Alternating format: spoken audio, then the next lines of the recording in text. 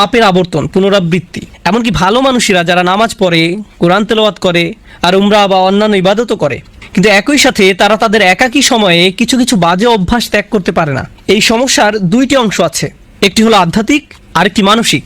আমাদেরকে উভয় দিকেই নজর দিতে হবে। আমি মানসিক দিকটি নিয়ে শুরু করতে চাই, কারণ বেশিরভাগ সময়ই যখন এই ধরনের আলোচনা হয় তখন আমরা মানসিক দিকটিকে গুরুত্ব দেই না, শুধুমাত্র আধ্যাত্মিক বিষয়ে কথা বলি। এই কারণে আমি মানসিক দিকটি নিয়ে কিছু কথা বলতে চাই।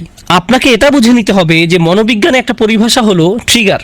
সহজে বলতে গেলে নির্দিষ্ট কিছু অবস্থায় আপনার মস্তিষ্কের নির্দিষ্ট কিছু রাসায়নিক নিঃসরণ আপনাকে বাধ্য করে নির্দিষ্ট কিছু কিছু কাজ করার জন্য। একটা উদাহরণ দিচ্ছি, ধরুন কোনো এক তরুণ অ্যাকশন মুভি দেখছে এবং মুভির মধ্যে এক পর্যায়ে কোনো সুন্দরী মহিলার ছবি চোখে পড়লো। মুভি পজ করে সে আরও বেশি খারাপ কিছু মনোযোগ দিয়ে দেখলো এবং এভাবে তার ভিতরে এই অভ্যাস গড়ে উঠল। সম্পূর্ণ মুভিটির জন্য এমন হয়নি, এটি হয়েছে মুভির একটা দৃশ্যের কারণে যা তার মনকে ট্রিগার করেছে। আবার এরকমও হয় যে কোনো কোনো মানুষ যখন তাদের অ্যাপার্টমেন্টে অথবা রুমে একা থাকে তখন আপত্তিকর কাজে জড়িয়ে পড়ে, তখন এমন বিষয় ঘটে যেটা খারাপ। যখন সে মসজিদে থাকে তখন এটা ঘটে না, যখন সে বন্ধুদের মাঝে থাকে তখন এটা ঘটে না। এ ব্যাপারে প্রথম উপদেশ হলো, আপনাকে প্রথমে এটা শনাক্ত করতে হবে যে একাকী থাকার কোন সময়টিতে আপনি পাপ কাজে জড়িয়ে পড়েন, আপনি কোথায় থাকাকালীন এটা ঘটে, কোন নির্দিষ্ট সময় এটা ঘটে। আর আপনি যদি এই সমস্যা ঘটার স্থান, সময় এবং পরিস্থিতিগুলোকে শনাক্ত করতে পারেন, তখন আপনাকে এই পরিস্থিতিগুলোকে পরিবর্তন করার চেষ্টা করতে হবে।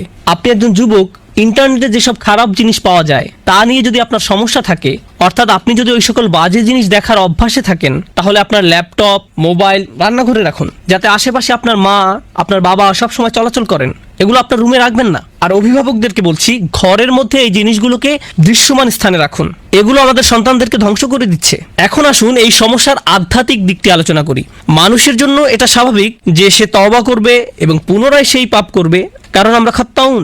আল্লাহ রসুল সাল্লাল্লাহু আলাইহি সাল্লাম আমাদের বৈশিষ্ট্য বর্ণনা করছেন, খাতিউন নয়, কুল্লু বানি আদামা খাত্তাউন। আর খাত্তা হলো সিগাতুল মুবালাগা, যা দিয়ে অতিশয্য বুঝায়। সহজ ভাষায় এর অর্থ হলো এমন ব্যক্তি যে ভুল করতেই থাকে, ভুল করতেই থাকে, ভুল করতেই থাকে। যেমন খাব্বাজ রুটি বানাতেই থাকে, খাত্তা বারবার ভুল করে যেতেই থাকে। এরকম ঘটতে পারে, এটা অনিবার্য যে কিছু পাপ বারবার ঘটে থাকে, এরকম ঘটতে পারে।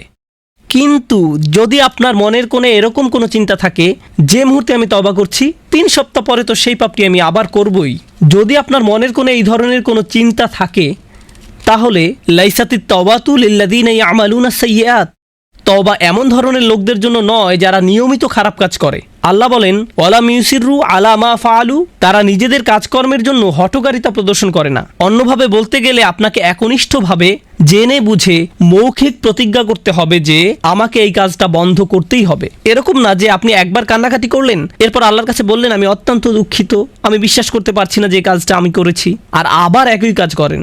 আপনাকে উপায় বের করতে হবে যে কিভাবে এর থেকে পরিপূর্ণভাবে মুক্তি পাওয়া যায়, নিজের সাথে ঐকান্তিক প্রতিজ্ঞা। আর আপনি যদি নিজে নিজে এটা করতে না পারেন, বন্ধু বান্ধবের সাহায্য নিন, এমন মানুষদের সাহায্য নিন যাদেরকে আপনি বিশ্বাস করেন। আমি জানি কখনো কখনো এটা বিব্রতকর, কিন্তু আমাদের সবারই মাঝে মাঝে পরামর্শেও বা সাহায্যের প্রয়োজন হয়। আপনি যখন বুঝতে পারেন যে এরকম ঘটছে বছরের পর বছর আর আপনি এটা ত্যাগও করতে পারছেন না, এটাই সঠিক সময় কারো কাছে সাহায্য চাওয়ার। এ কারণেই বর্তমান সময়ে উম্মার জন্য মানসিক এবং আধ্যাত্মিক কাউন্সিলিং অত্যন্ত প্রয়োজন, এবং এত বেশি সংখ্যক পারিবারিক কাউন্সিলিং প্রয়োজন যে এটাকে বলা যায় উম্মার জন্য অত্যাবশ্যকীয় বিষয়গুলোর একটি, কারণ এটা মানুষের কাছে শান্তি পৌঁছে দেওয়ার একটা মাধ্যম হতে পারে।